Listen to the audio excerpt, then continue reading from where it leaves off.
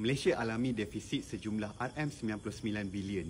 Hutang negara meningkat kepada 1.08 trilion di penghujung 2022.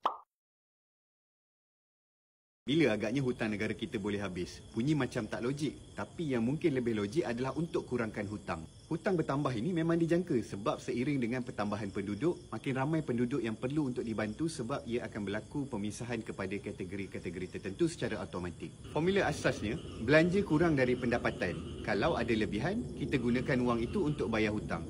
Tapi masalahnya, masalah makroekonomi ini tidak seringkas hutang pinjaman peribadi atau cara kita berhutang dengan kawan-kawan. Antara cara untuk kekalkan bantuan dan masa yang sama kita boleh bayar hutang juga adalah pembelian bond, potong belanja, naikkan kadar interest dan juga naikkan cukai. Keempat-empat cara ini tak ada sesiapa pun suka dengar, apatah lagi kalau kerajaan buat. Setakat Mei 2023, nisbah hutang terendah di dunia berbanding dengan GDP direkodkan oleh Brunei iaitu pada kadar 2.06%, Kuwait pada 2.92%, Rusia pada 19.6% dan Arab Saudi pada 22.57%. Cuba fikirkan apa persamaan empat negara ini. Paling tinggi pula ialah Jepun pada kadar 161%.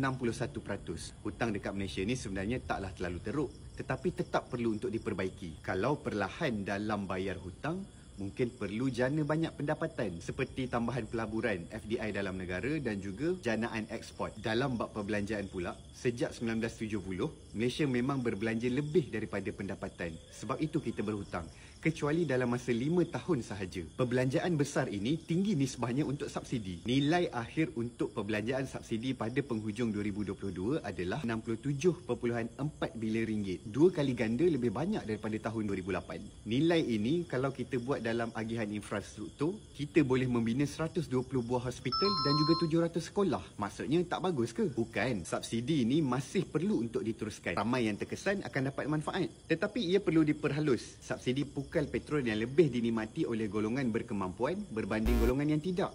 Yang kedua, subsidi diesel yang lebih dinikmati perniagaan berbanding isi rumah. Bermula tahun 2010 sehingga 2016, Iran telah memindahkan subsidi minyak secara berperingkat. Peningkatan pemberian tunai dan skim perlindungan kesihatan dapat membantu untuk menaik taraf kehidupan rakyat termiskin. Ketika kita berpotensi dan terbukti sebenarnya akan menikmati sumber tenaga yang boleh diperbaharu, malah lebih murah, ini masa yang paling sesuai untuk kerajaan menilai semula ke mana destinasi sebenarnya setiap wang yang keluar daripada poket rakyat. Terus mengkayakan yang kaya atau membela yang kurang upaya.